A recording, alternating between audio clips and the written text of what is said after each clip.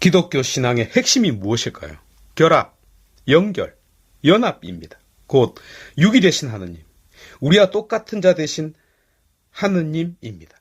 그리고 이 역사에 대한 믿음이 곧 기독교입니다. 필립이 창가가 노래하듯이 그리스도께서는 당신의 신적 지위를 포기하시고 자신을 낮추셔서 우리와 똑같이 되는 사랑을 보여주셨습니다. 소위 눈높이 사랑을 하신 것입니다. 그런데 어른이, 선생님이 아이들에게 눈높이를 맞추는 이유가 무엇일까요? 그를 끌어올리기 위해서입니다.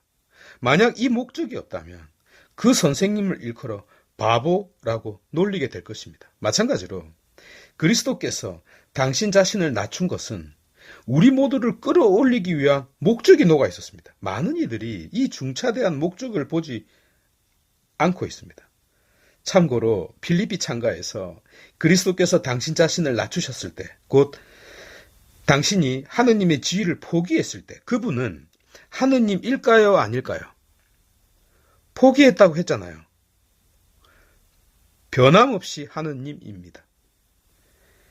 어떤 사람이 자기가 사람이기를 포기했다고 선언했다는 하는 순간을 보시기 바랍니다.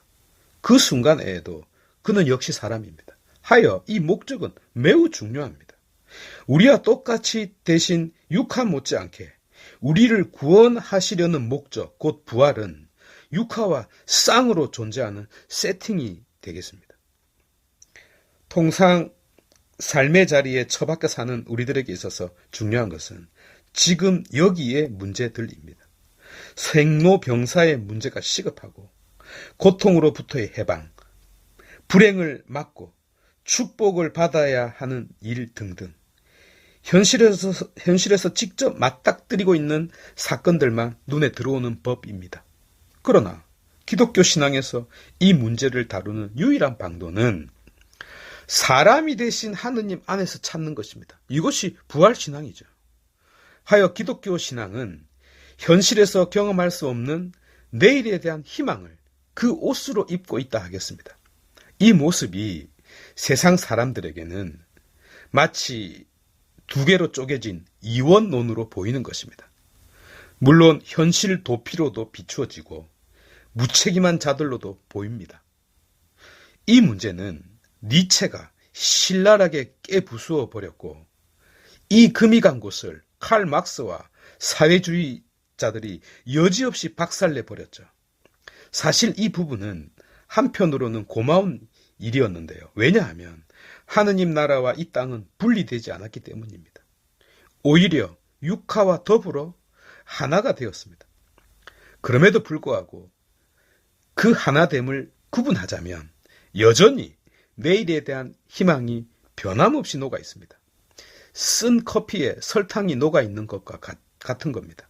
때문에 눈높이 교육에서 눈을 끌어올리는 목적이 없다면 곧 오늘 사도 바오로의 고린토 전서의 말씀처럼 그리스도께서 되살아나지 않으셨다면 우리의 믿음은 참으로 헛되고 헛된 일이 아닐 수 없게 됩니다. 이는 참으로 마땅하고 옳은 말씀입니다. 목적이 없는 출발은 여행이 아니라 방황이 되고 마니까요. 문제는 아무도 이를 경험한 자가 없다는 것입니다. 어찌하면 좋을까요?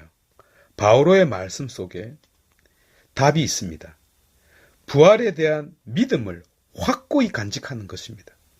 경험할 수 없는데 어떻게 그 지식을 갖출 수 있을까요? 믿음으로요.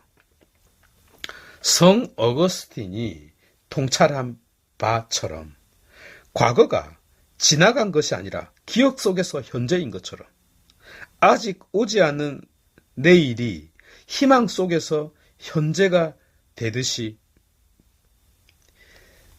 찾는 것입니다. 혹은 비유를 통하여 체험하고도 할 수도 있습니다. 앙상한 나뭇가지만 가진 나무가 봄을 맞이하는 것을 우리는 보고 있으니까요. 다시금 청춘으로 돌아가는 놀라움을 우리가 간접적으로나마 보지 않습니까? 그래서 단테가 희망이 없는 자, 모두 이곳으로 오라고 간판을 붙여놓지 않았겠습니까? 그렇다면 우리들은 어디를 향하여 길을 나선고 있습니까? 기독교 신앙이 전해주는 제일 중요한 핵심과 더 중요한 그 목적을 잊지 않는 여러분 되시기 바랍니다.